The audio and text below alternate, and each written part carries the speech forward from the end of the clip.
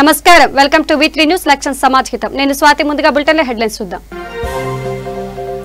ముంచుకొస్తున్న as తుఫాన్ తీవ్ర హెచ్చరికలు జారీ చేసిన కేంద్రం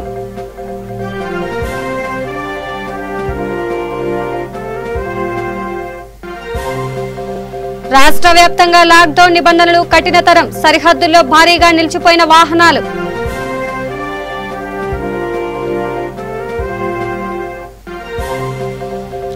ఆదిలాబాద్ లో కరోనా రోగుల అంత్యక్రియలకు ప్రత్యేక యంత్రం సిద్ధం మున్సిపల్ చైర్మన్ జోగు ప్రేమేందర్ ఆధ్వర్యంలో ట్రయల్ రన్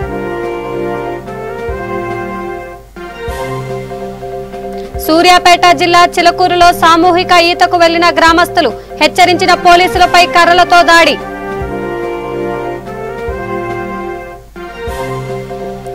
అనంతపురం జిల్లాలో ఎలుకపంటి బీభత్సం భయాందోళనలో రైతులు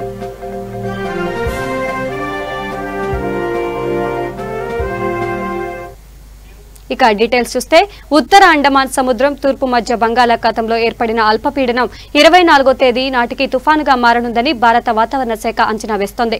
వాయువ్య దిశలో పయనించి 26వ తేదీన ఒడిశా పశ్చిమ బెంగాల్ మధ్య తీరాన్ని తాకనుందని తెలిపింది. దీని ప్రభావం వల్ల ఆంధ్రప్రదేశ్లో గణనీయమైన వర్షపాతం కురవచ్చని భారత వాతావరణ శాఖ అంచనా వేస్తోంది.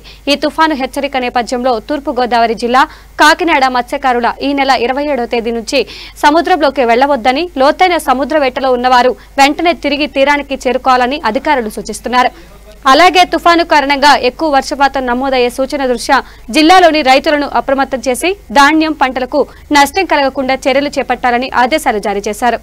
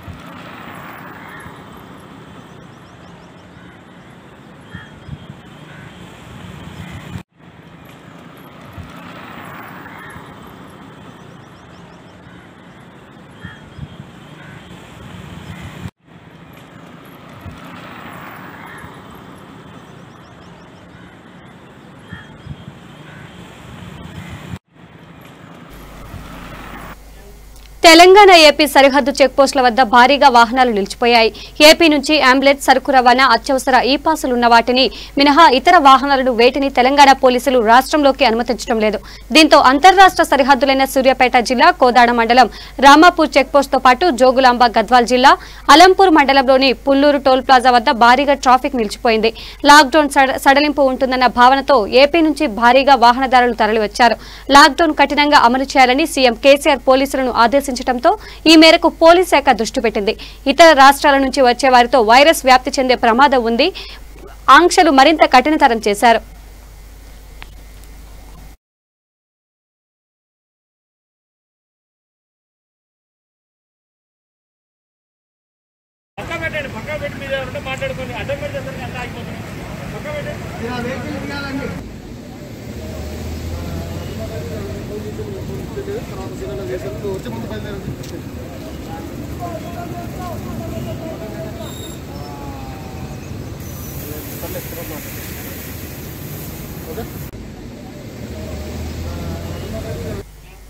కరోనాతో మరణించిన వారికి అంత్యక్రియలు నిర్వహించడం కోసం ఆదిలాబాద్ మున్సిపల్ పాలకవర్గం ఆధ్వర్యంలో సుమారు 20 లక్షల నిధులతో ఏర్పాటు చేసిన దహన సంస్కారాల ప్రత్యేక యంత్రం ఉపయోగానికి సిద్ధమైంది.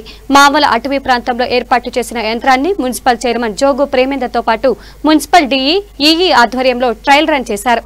ఈ సందర్భంగా మున్సిపల్ చైర్మన్ జోగు ప్రేమేందర్ మాట్లాడుతూ ఆదిలాబాద్ మున్సిపల్ పరిధిలో ఏర్పాటు చేసిన ఈ ఆటోమేటిక్ ఎల్పీజీ యంత్రం రాష్ట్రంలోని మున్సిపాలిటీల పరిధిలో తొలి యంత్రమన్నారు. ఈ యంత్రంతో పూర్తిగా పర్యావరణాన్ని పరిరక్షిస్తూ దహన సంస్కారాలు నిర్వహించడం జరుగుతుందని తెలిపారు.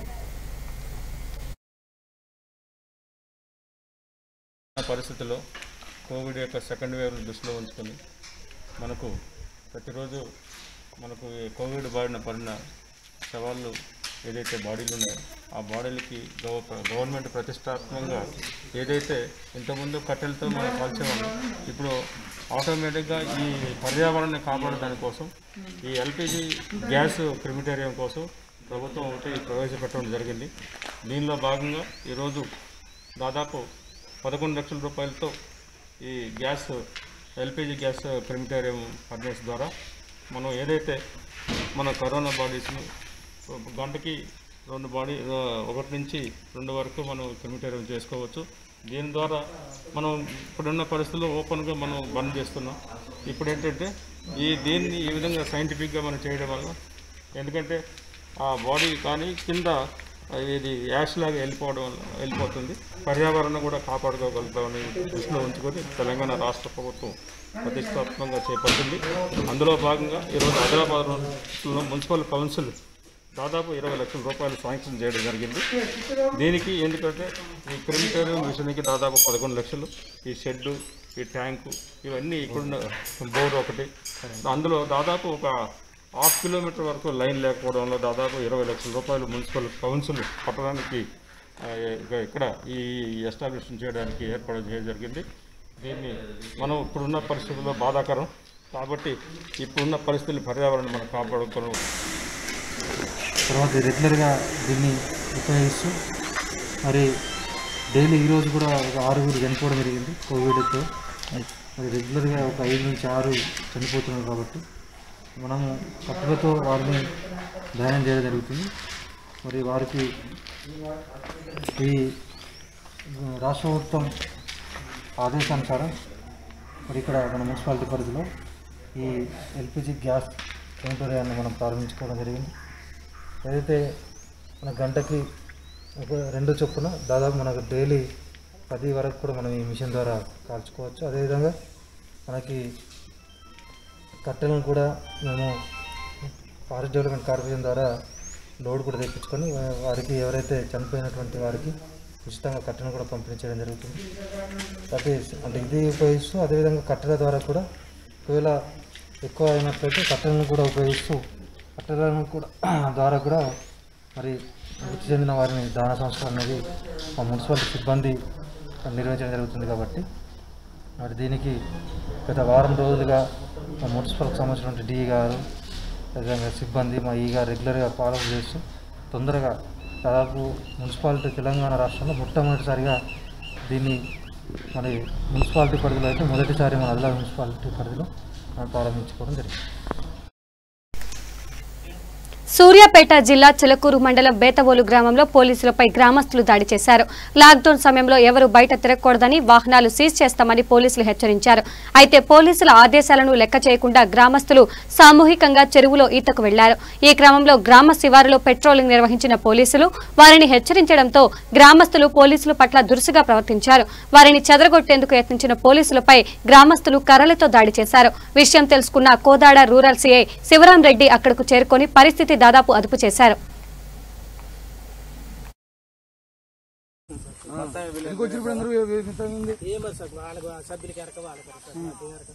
మరి లాక్డౌన్ టైంలో ఎందుకు పడుతున్నారు అబ్బా చేపలు?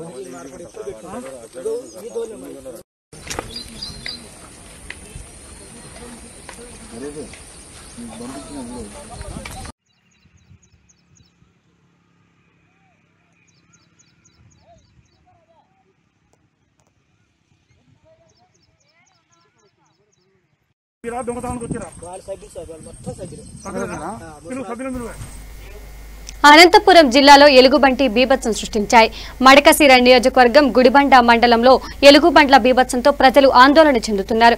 పంటను ఎలుగుబంట్లు నాశనం చేశాయని రైతులు ఆవేదన వ్యక్తం చేశారు. వీధుల్లోకి వస్తున్న ఎలుగుబంట్లతో జనం బెంబేలెత్తుతున్నారు.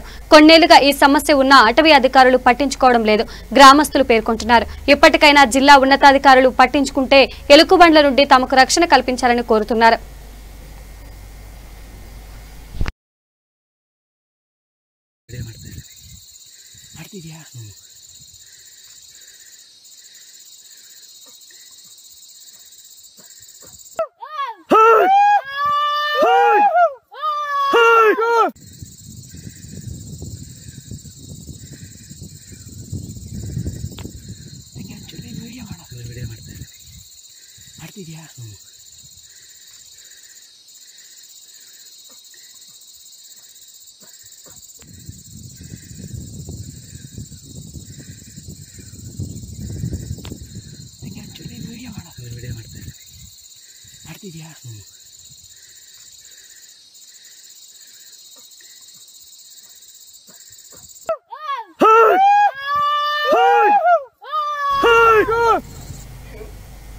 ఉన్నతాధికారుల ఆదేశాల మేరకు ఆదిలాబాద్ జిల్లా వ్యాప్తంగా లాక్డౌన్ ఆంక్షలను మరింత కఠినతరం చేసినట్లు ఓ ఎస్టీ హర్షవర్ధన్ శ్రీవాసన్ పేర్కొన్నారు.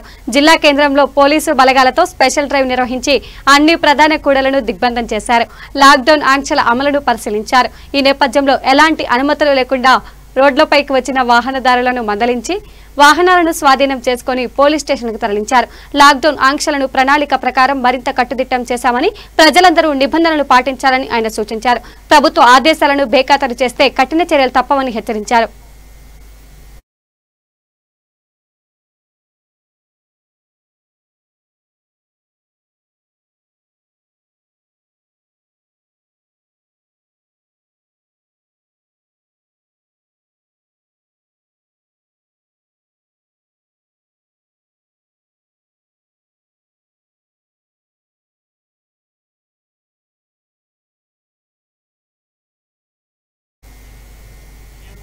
డీజీపీ మహేందర్ రెడ్డి ఆదేశాల మేరకు కరోనా విలయతాండవం చేస్తున్న నేపథ్యంలో బోధన్ పట్టణంలో లాక్డౌన్ ను మరింత కఠినతరం చేస్తున్నట్లుగా ఏసీపీ రామారావు, సీఐ రవీందర్ నాయక్ తెలిపారు. అత్యవసరమైతేనే తప్ప ప్రజలు బయటకు రావద్దని పట్టణ ప్రజలకు ఆదేశాలు జారీ చేశారు. అత్యవసర సమయాల్లో కూడా పాస్ ఉంటేనే అనుమతిస్తామని చెప్పారు. లాక్డౌన్ సమయంలో బయటకు వస్తే వాహనాలను సీజ్ చేస్తామని హెచ్చరించారు.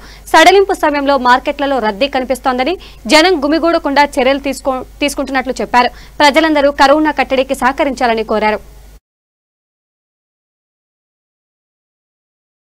డీజీపీ గారు మహేందర్ రెడ్డి గారు లాక్డౌన్ని స్ట్రిక్ట్గా అమలు చేయాలి, ఇంప్లిమెంట్ చేయాలని చెప్పేసి కొన్ని సూచనలు ఇచ్చారు.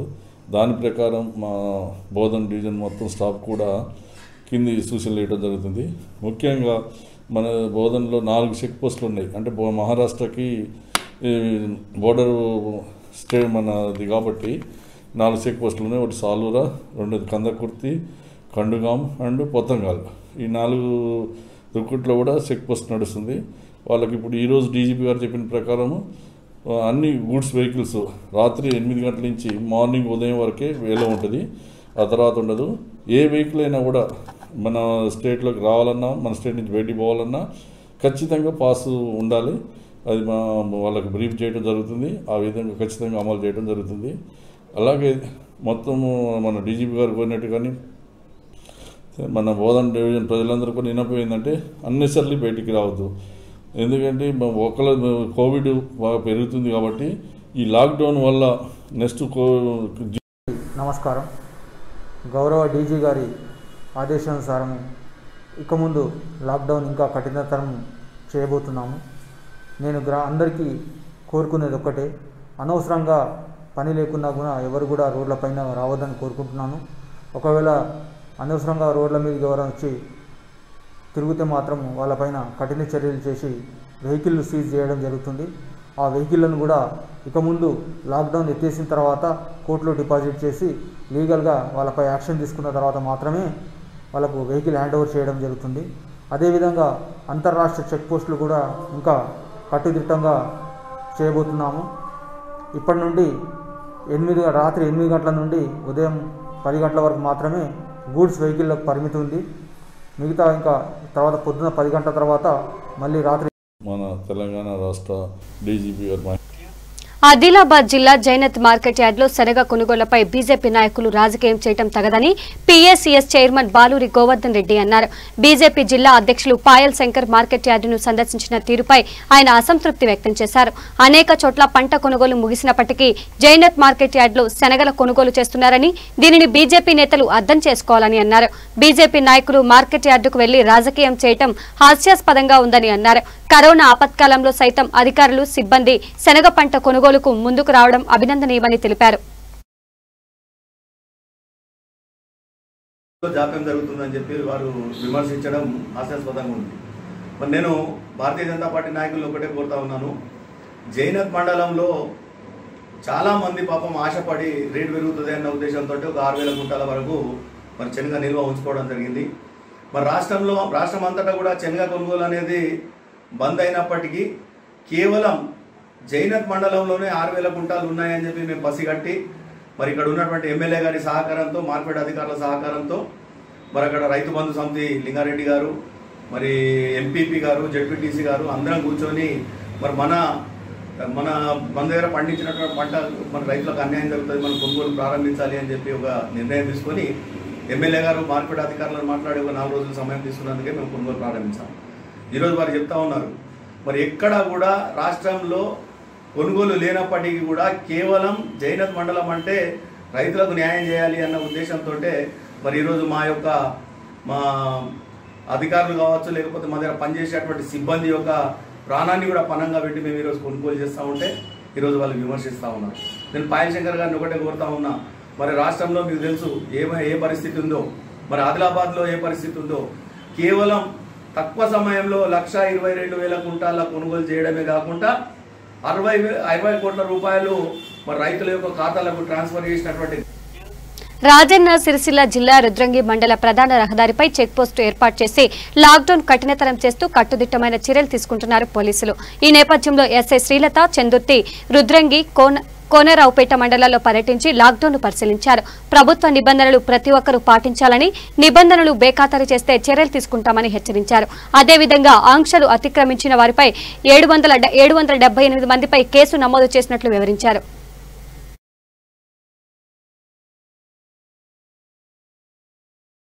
విస్తరిస్తున్నటువంటి తరుణంలో గవర్నమెంట్ ఈ నెల 11వ తేదీన GOMS 102 ప్రకారం కొన్ని గైడ్లైన్స్ జారీ చేయడం జరిగింది. దీనిలో భాగంగా ఉదయం 10 గంటల నుండి తెల్లవారుజామున 6 గంటల వరకు కూడా కంప్లీట్ లాక్డౌన్ ప్రకటించడం జరిగింది.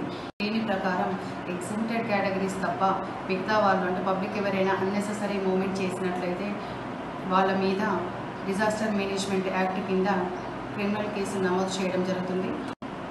గడిచిన ఈ 11 రోజులలో మేము ఈ సర్కిల్ పరిధిలో ఇప్పటి వరకు 778 కేసులను డిజాస్టర్ మేనేజ్మెంట్ కింద నమోదు చేయడం జరిగింది.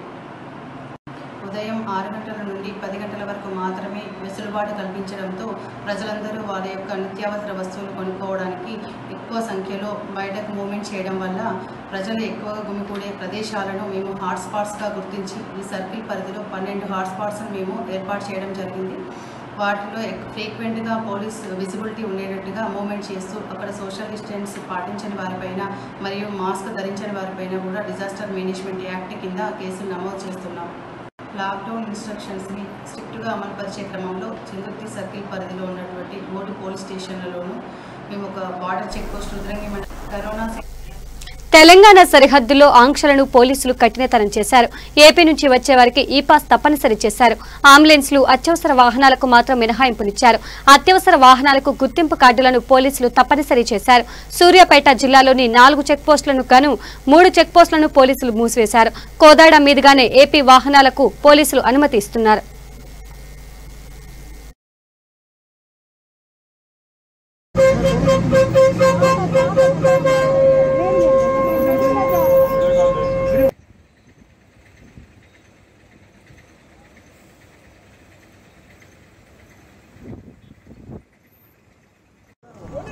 తెలంగాణ రాష్ట్రంలో లాక్డౌన్ మినహాయింపు సమయంలో కూడా కంపల్సరీ ఈ పాస్ అమలు చేస్తున్నాం. ఇక్కడ కోదాడ సబ్ డివిజన్లో రామపురం క్రాస్ రోడ్లో కంపల్సరీ ఈ పాస్ ఉండాలని చెప్పి మేము సూచన చేయడం జరుగుతుంది. ఎందుకంటే కొందరు వ్యక్తులు అక్కడికి ఇక్కడికి అనవసరంగా తిరగడం వాళ్ళ మూలంగా ఈ కోవిడ్ వ్యాప్తి జరుగుతుందనే ఉద్దేశంతో ఈ నిబంధన పెట్టడం అయింది.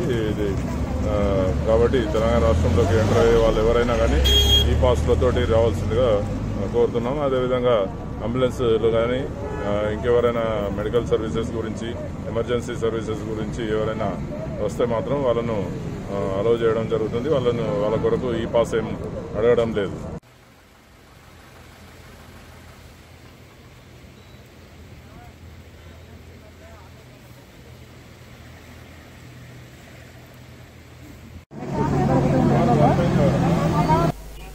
నిజామాబాద్ జిల్లా బోధన పట్టణంలోని ఎన్ఎస్ఎఫ్ గ్రాండ్ లో నూతనంగా ఏర్పాటు చేసిన కూరగాయల మార్కెట్ ను మాంసం షాపులను ఆర్డీఓ రాజేశ్వరరావు పరిశీలించారు. ఎంఆర్ఓ గఫార్ మున్సిపల్ కమిషనర్ రామలింగంతో కలిసి సందర్శించారు. ప్రజలు గుమికూడకుండా నిరంతరం పర్యవేక్షించాలని మున్సిపల్ అధికారులను ఆదేశించారు. ఈ కార్యక్రమంలో కౌన్సిలర్ శరత్ రెడ్డి, మున్సిపల్ అధికారులు పాల్గొన్నారు.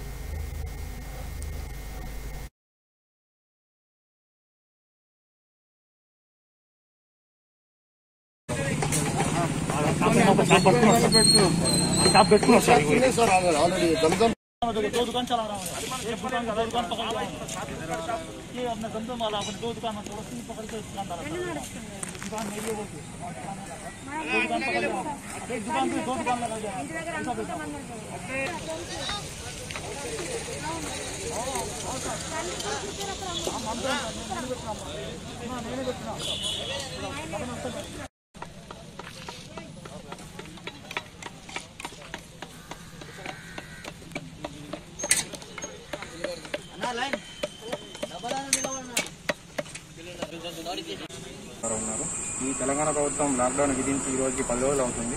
మరి మనకు ఇక్కడ ప్రజలు మనకు ఎలా సహకరిస్తున్నారు సార్? ఇక్కడ లక్షపేట ఏరియాలో దండపల్లి, జన్నారం, లక్షపేట 3 పోస్టుల మూడు మండలాల్లో పబ్లిక్ బాగానే సహకరిస్తారు. కాకపోతే ఇంకా 10 గంటల తర్వాత కూడా మనకు రిలాక్సేషన్ 6 to 10 ఇవ్వడం గవర్నమెంట్ ఇవ్వడం జరిగింది. ఆ 6 to 10 అయితే వీళ్ళైనా నిత్యావసర పనులు కానీ ఏదైనా ఎమర్జెన్సీ ఉంటే అటెండ్ కావాల్సి ఉంటుంది. కాకపోతే కొంతమంది వీళ్ళు 10 o'clock తర్వాత కూడా వీళ్ళు టీవీలో పట్టుకొని కూడా పనిచేసినా కూడా చూస్తూ ఉన్నారు. వాళ్ళకి మనం ఎన్నిసార్లు కూడా వార్నింగ్ ఇచ్చినా కూడా వాళ్ళు మానుకోకపోతే వాళ్ళని మంచిర్యాల జిల్లా లక్షట్పేటలో సీఐ నారాయణ లాక్డౌన్ తనిఖీ చేశారు. ఈ సందర్భంగా ఆయన మీడియాతో మాట్లాడారు. లాక్డౌన్ కు స్థానిక ప్రజలు స్వచ్ఛందంగా సహకరిస్తున్నారని అన్నారు. సడలింపు సమయంలోనే ప్రజలు బయటకు వస్తున్నారని చెప్పారు. కొన్ని చోట్ల మాత్రం లాక్డౌన్ సమయంలోనూ బయటకు వస్తున్నారని, వారిపై చర్యలు తీసుకుంటున్నామని అన్నారు. లాక్డౌన్ నిబంధనలు ఉల్లంఘించిన వారిపై కఠిన చర్యలు తీసుకుంటామని హెచ్చరించారు. లాక్డౌన్ మినహాయింపు సమయంలో బయటకు వస్తే ఖచ్చితంగా మాస్కులు ధరించాలని సూచించారు. సామూహికంగా ఉండరాదని అన్నారు. పోలీస్ స్టేషన్ సర్కిల్లో ఉన్నాము. మనతో స్థానిక ఎస్ఐ గారు మన దగ్గర ఉన్నారు. ఈరోజు మన తెలంగాణ రాష్ట్ర ప్రభుత్వం నిర్వహించిన లాక్డౌన్ ఏదైతే ఉందో ఈ రోజు 10వ రోజు. మరి దానిపైన మన సార్ ఇస్తున్నారు. కరోనా సెకండ్ వేవ్ విజృంభిస్తున్న నేపథ్యంలో తెలంగాణ రాష్ట్ర ప్రభుత్వం 12వ తారీఖు నుంచి 30వ తారీఖు వరకు పెట్టినటువంటి లాక్డౌన్ను సక్సెస్ఫుల్గా మేము కంప్లీట్ చేయడంలో భాగంగా ప్రతిరోజు వాహన తనిఖీ చేస్తున్నాము. అలాగే బయటికి అనవసరంగా వచ్చే వాహనాలను సీజ్ చేయడంతో పాటు వారికి జరిమానా ఫైన్ ఇస్తున్నాము. అలాగే ఈపెట్టి కేసులు బుక్ చేస్తున్నాము. మాస్క్ ధరించిన వారి పట్ల కూడా కేసులు బుక్ చేస్తున్నాము. షాపులలో సోషల్ డిస్టెన్స్ వ్యక్తిగత డిస్టెన్స్ పాటించిన వారి పట్ల కూడా కేసులు నమోదు చేస్తున్నాము. షాపుల మీద కూడా కేసులు నమోదు చేస్తున్నాము. అలాగే ఇంకొక విషయం ఏంటంటే ప్రజలందరూ కూడా మాస్క్ ధరించాలి. ఖచ్చితంగా ప్రతి ఒక్కరు బయటకు వచ్చినప్పుడు కూడా శానిటైజర్ పట్టుకుని రావాలి, వాళ్ళతో పాటు పెట్టుకుని రావాలి. అలాగే ఖచ్చితంగా 10 గంటలలోపు ఏ పనున్నా కూడా 10 గంటలలోపు, ముఖ్యంగా 6 నుంచి 8 గంటలలోపు షాప్ చాలా ఫ్రీ ఉంటున్నాయి కాబట్టి ఆ టైంలో వరకు చాలా ఈజీగా షాప్ తీసుకోవచ్చు. 10 గంటల వరకు 7 గంటల వరకు షాప్స్ అన్ని కూడా 9:30కు బంద్ చేయించినట్టు చేస్తున్నాము. అట్లా ఇంకో విషయం ఏంటంటే ప్రజలందరికీ మా తరఫు ఏంటంటే మాస్కులు పెట్టుకోవాలి, శానిటైజర్ వాడాలి, ఖచ్చితంగా 7 గంటల్లో వాళ్ళే ఉండాలి. ఏదైనా అత్యవసర పనులు మెడికల్ కానీ లేకపోతే వ్యవసాయ సంబంధాల పని వాళ్ళు కానీ ప్రభుత్వ ఉద్యోగులకు ఎన్నో మినహాయించాలి. Thank you.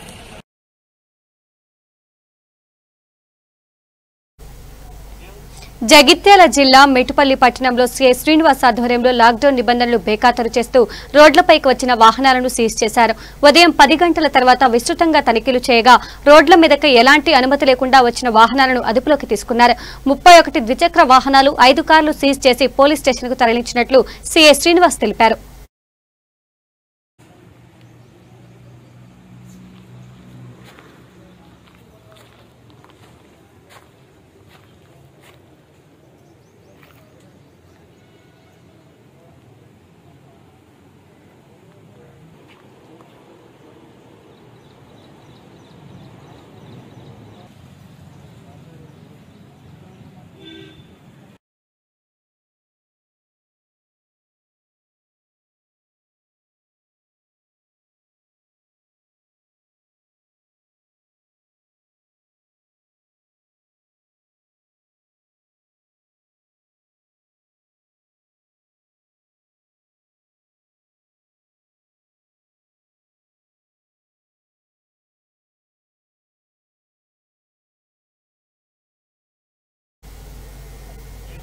కరోనా మహమ్మారి కట్టడి కోసం ప్రభుత్వం అమలు చేస్తున్న లాక్డౌన్ ను మరింత కఠినతరం చేస్తున్నట్లు రామగుండం బసంత్ నగర్ ఎస్ఐ మహేందర్ పేర్కొన్నారు. పట్టణంలోని జీడీ నగర్ సెంటర్లో లాక్డౌన్ లో భాగంగా ఉదయం 10 గంటలకు దుకాణాలను మూసివేయించారు. సడలింపు సమయం ముగిసిన తరువాత అమ్మకాలు సాగించవద్దని, నిబంధనలు ఉల్లంఘిస్తే కేసు నమోదు చేస్తామని వ్యాపారస్తులను హెచ్చరించారు. ప్రభుత్వ ఆదేశాలను నిర్లక్ష్యం చేస్తూ కఠిన చర్యలు తీసుకుంటామని అన్నారు. కాగా ఇప్పటి వరకు అనుమతి లేకుండా రోడ్లపైకి వచ్చిన వాహనాలను అదుపులోకి తీసుకున్నారు. 56 బైకులను సీజ్ చేసి 126 వాహనాలపై జరిమానా విధించినట్లు చెప్పారు. పావుగంట ముందే వాళ్ళు వెళ్ళాలి. సీఎం గారు ఆర్థిక వ్యవస్థను పణంగా పెట్టి ప్రజా శ్రేయస్సు గురించి దీన్ని పెడితే కొంతమంది దాన్ని చిన్న చిన్న కారణాల ద్వారా బయటకు వచ్చి ఉల్లంఘిస్తున్నారు. ఇక్కడ నుంచి ఎవరైనా ఉల్లంఘించినట్లయితే 10 తర్వాత బయటకు వచ్చినట్లయితే కేసులు నమోదు చేయబడతాయి. అదేవిధంగా బండ్లు సీజ్ చేయబడతాయి. అదేవిధంగా వ్యాపార సముదాయాలు 10 గంటల వరకే బంద్ చేసుకుని 9:45కే బంద్ చేసుకుని పావుగంట ముందే వాళ్ళు వెళ్లాల్సిందిగా కోరుచున్నాము. 10 o'clock బంద్ చేసి పావుగంటకు ముందు తర్వాత వెళ్ళి మా పోలీసులకు చిక్కపడదని నేను చెప్తున్నాను. ఇంతవరకు బసంత్ పిఎస్ పరిధిలో 56 వెహికల్స్ సీజ్ చేయడం జరిగింది. సీజ్ చేసిన వెహికల్ కూడా ఇప్పట్లో ఇవ్వడం జరగదు. కాబట్టి ప్రజలందరూ లాక్డౌన్కు సహకరించి సీఎం గారు ఆర్థిక బులెటిన్ ముగించే ముందు హెడ్లైన్స్ మరోసారి చూద్దాం. ముంచుకొస్తున్న యాస్ తుఫాన్, తీవ్ర హెచ్చరికలు జారీ చేసిన కేంద్రం.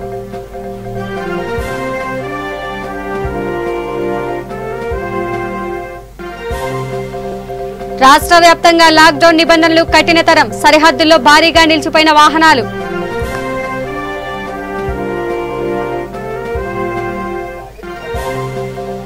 ఆదిలాబాద్ లో కరోనా రోగుల అంత్యక్రియలకు ప్రత్యేక యంత్రం సిద్ధం, మున్సిపల్ చైర్మన్ జోగు ప్రేమేందర్ ఆధ్వర్యంలో ట్రయల్ రన్.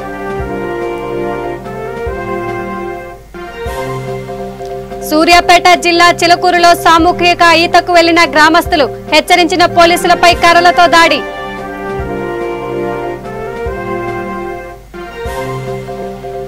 అనంతపురం జిల్లాలో ఎలుకబంటి బీభత్సం, భయాందోళనలో రైతులు.